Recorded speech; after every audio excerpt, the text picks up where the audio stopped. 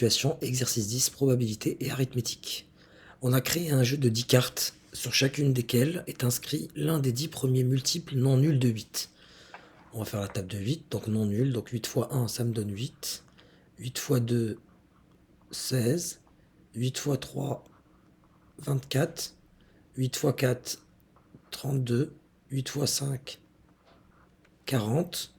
Donc là, je suis au premier, deuxième, troisième, multiple non nul, quatrième, cinquième, je poursuis. J'ai le sixième, le septième, le huitième, le neuvième jusqu'au dixième. Voyons voir. Donc 8 fois 6, 48. 8 fois 7, 56. 8 fois 8, 64. 8 fois 9, 72. Et enfin 8 fois 10, 80. Voilà, on a créé un jeu sur chacune desquelles est inscrit l'un des 10 premiers multiples non nuls de 8.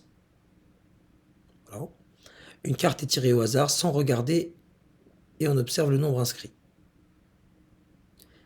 Donc là, on observe le nombre. Quelle est la probabilité d'obtenir 40 ?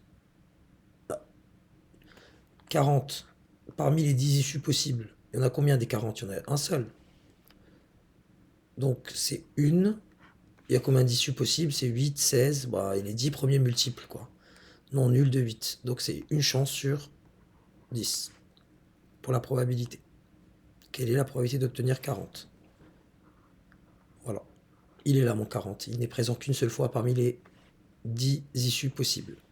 On ajoute maintenant au paquet 10 nouvelles cartes contenant les 10 premiers multiples non nuls de 6. Voyons voir ce que ça donne. Donc ce qu'on aura, on aura combien de cartes davantage ? Donc les 10 premiers multiples, donc on aura combien de cartes ? Il y aura la carte 11, la carte 12, 13, 14, 15, 16, 17, 18, 19 et 20. Et c'est les 10 premiers multiples non nuls de 6. On va faire donc la table de 6 désormais. 6 fois 1, c'est 6. On rajoute un 6.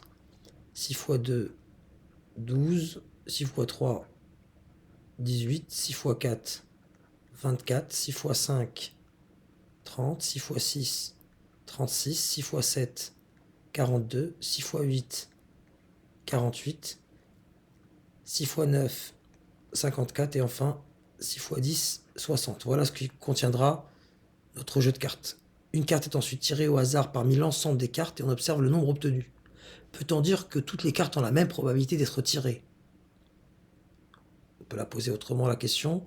S'agit-il d'une situation équiprobable ? Il y a un problème. Ici, il n'y a pas d'équiprobabilité dans la mesure où, par exemple, on va donner qu'un cas. Vous voyez que 48, il est présent, si vous voulez, dans la carte 6, et il est présent aussi dans la carte 18. Donc déjà, il a plus de probabilité, par exemple, obtenir 48, c'est 2 chances sur les 20 cartes possibles. Donc là, la probabilité de proba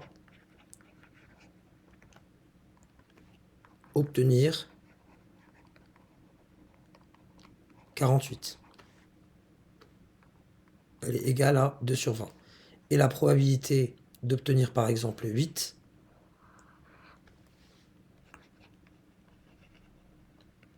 obtenir 8 de l'événement obtenir 8, elle est égale à une chance sur 20. Donc on n'est pas face à une situation d'équiprobabilité. Donc on ne peut pas dire que toutes les cartes ont la même probabilité d'être tirées.